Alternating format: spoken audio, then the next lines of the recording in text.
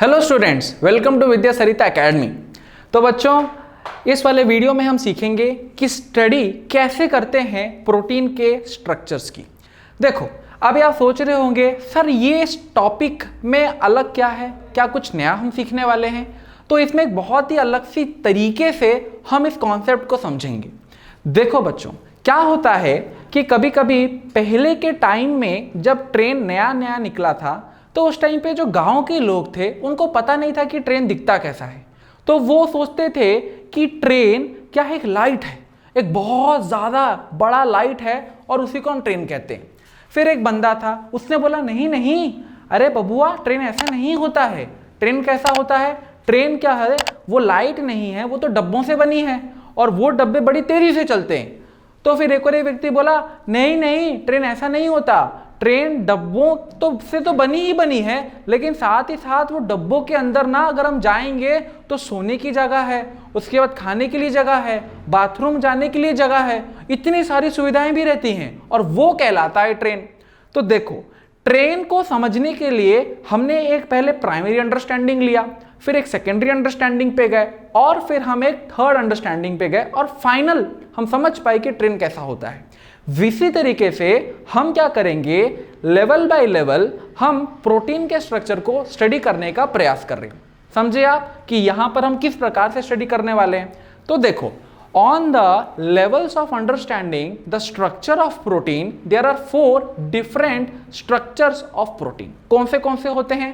सबसे पहला जो स्ट्रक्चर होता है प्रोटीन का, उसको हम बोलते हैं प्राइमरी स्ट्रक्चर ऑफ प्रोटीन।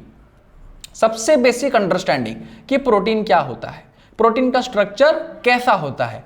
अभी देखो, ये जो प्राइमरी स्ट्रक्चर है बच्चों, याद रखना है आपको कि प्राइमरी स्ट्रक्चर क्या होता है, एमिनो एसिड। देखो, प्रोटीन तो बना होता है एमिनो एसिड से। अभी एक एमिनो एसिड दूसरे एमिनो एसिड के पीछे गिरा और उसके बाद फिर कोई एक और एक एमिनो एसिड लग गया, फिर ABCD, फिर से लिंक बना ABCD, मतलब एक सीक्वेंसिंग हो गया ना। अब ऐसा भी तो हो सकता है कि कोई पॉलीपेप्टाइड चेन आप ले रहे हो, उसमें प्रोटीन B पहले आया, फिर A आया, फिर C आया, फिर D आया, फिर वही चेन रिपीट हो रही है, BACD BACD BACD, वो एक प्रोटीन हो गया।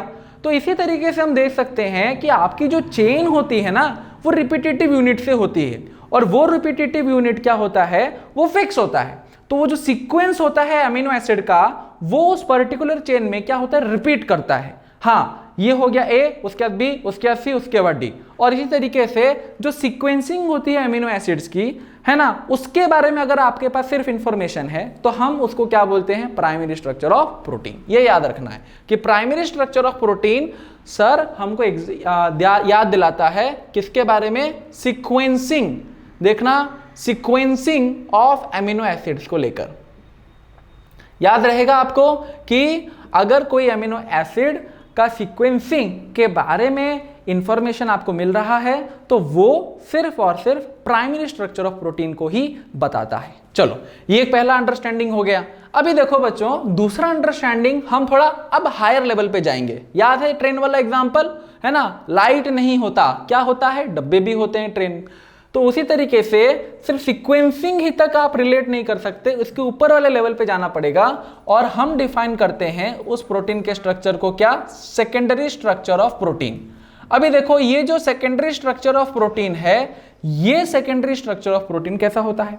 देखो, सेकेंडरी स्ट्रक्चर ऑफ प्रोटीन क्या है, आपको इंफॉर्मेशन देता है कि प्रोटीन का जो सीक्वेंस से जुड़ के एक चेन बनी है, वो चेन का शेप कैसा है ना।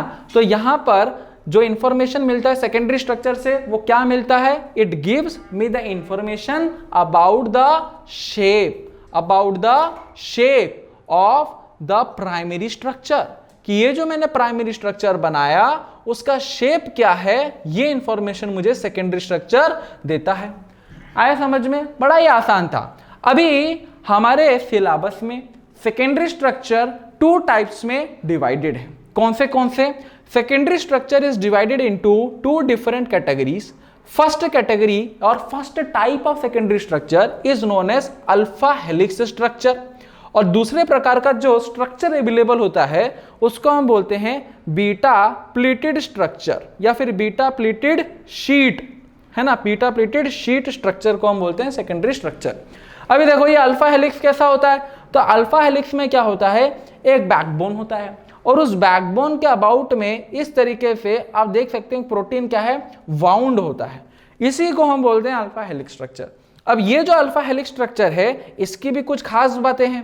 अभी देखो बहुत इंपॉर्टेंट है, अगर इस अल्फा हेलिक्स स्ट्रक्चर को मैं यहां पर थोड़ा मैग्नीफाइड वे में बनाऊं तो आपको कुछ ऐसा दिखेगा कि इस प्रकार से आप देख पाएंगे कि यहां पर क्या है, एक चेन हमने ली है और ये जो चेन हमने ली है ये चेन आपके पास क्या है, ये दिखता, ये जो चेन हो गया, this chain is your alpha helix structure. अब इस अल्फा हेलिक्स स्ट्रक्चर में आप देखो क्या हो रहा होगा, इधर एक अमीनो एसिड, इतना एक अमीनो एसिड, इधर एक अमीनो एसिड, तो ऐसा करके करके अमीनो एसिड्स बने होंगे और वो अमीनो एसिड्स क्या होंगे, उनके बीच में कौन सा लिंकेज आएगा, पेप्टाइड लिंकेज आएगा। अभी पेप्टाइड लिंकेज जब आएगा बराबर है, कोई प्रॉब्लम नहीं, लेकिन यहां पर अभी जो मैंने ये बनाया, अब इसकी जगह क्या हो सकता है, ऐसे करके इस चेन से ये निकला होगा, C डबल बॉन्डेड O निकला होगा बाहर, और उसी तरीके से जो टर्न हुआ है, ये जो गाड़ी टर्न हुई है, चेन टर्न हुआ है, उस चेन के टर्न होने पर क्या मिलता है, ये NH है।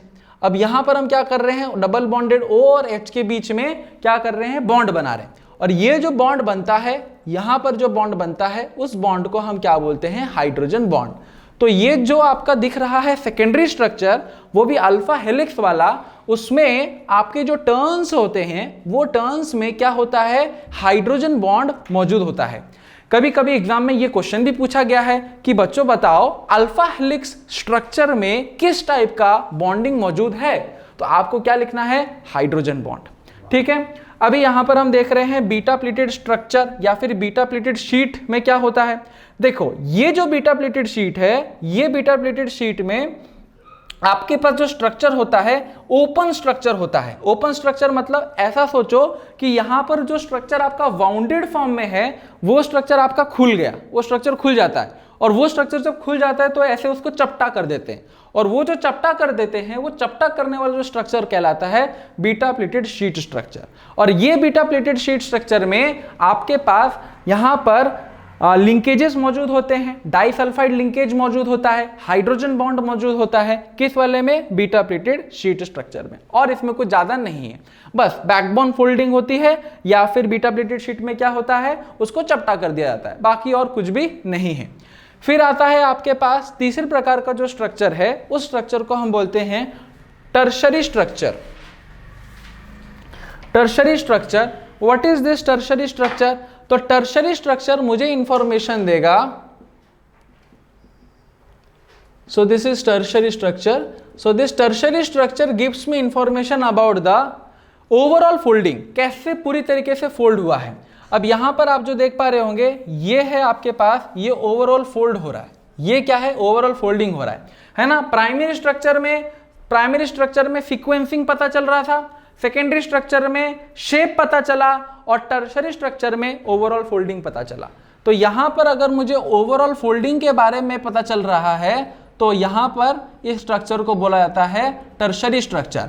और ये टर्शरी स्ट्रक्चर में काफी प्रकार के फोर्सेस ऑफ अट्रैक्शन पाए जाते हैं। कौन से याद रखिएगा, क्योंकि एग्जाम में पूछा जाता है ये क्वेश्चन। हाइड्रोजन बॉन्ड्स होते हैं, उसके बाद आपका आता है डाइसल्फाइड लिंकेजेस आते हैं, डाइसल्फाइड लिंकेजेस, इसके बाद और किस प्रकार का फोर्स ऑफ अट्रैक्शन आपको मिलेगा, van der Waals force of attraction, van der Waals force of attraction, then इसके बाद फोर्स ऑफ अट्रैक्शन, और इसके बाद आपको मिलेगा इलेक्ट्रोस्टैटिक फोर्स ऑफ अट्रैक्शन। तो इतने प्रकार के फोर्सेस ऑफ अट्रैक्शन आपको इसके अंदर मिलते हैं, जो क्या करते हैं, सेकेंडरी स्ट्रक्चर और टर्शरी स्ट्रक्चर को स्टेबलाइज करते हैं। इलेक्ट्रोस्टैटिक फोर्स ऑफ अट्रैक्शन, तो ये हो गया आपका टर्शरी स्ट्रक्चर डिफाइंड। और चौथे प्रकार का जो स्ट्रक्चर, जिस हाईएस्ट लेवल से आप स्ट्रक्चर को समझ सकते हो, वो कहलाता है आपका क्वाटरनरी स्ट्रक्चर। क्वाटरनरी स्ट्रक्चर, अब ये क्वाटरनरी स्ट्रक्चर क्या होता है, देखो क्वाटरनरी स्ट्रक्चर क्या होता है कि आपके पास अलग अलग प्रकार के प्रोटीन्स होते हैं, अलग अलग प्रकार के प्रोटीन होते हैं। जैसे कि यहां पर हमने एक ग्लाइसिन ले लिया, वो एक प्रोटीन है, फिर आपने क्या लिया, एक और एक एलानाइन ले लिया, वो एक प्रोटीन है, और उसको आप ऐसे जोड़ दे रहे हैं। तो जब दो या दो से ज्यादा अलग अलग प्रकार के पॉलीपेप्टाइड चेन्स को आप जोड़ देते हो तो उसको हम बोलते हैं क्वाटरनरी स्ट्रक्चर। ठीक है, तो ये पूरा इंफॉर्मेशन या फिर अलग अलग लेवल्स हो गए जिसके ऊपर जाकर हम प्रोटीन के स्ट्रक्चर को समझते हैं। ठीक है,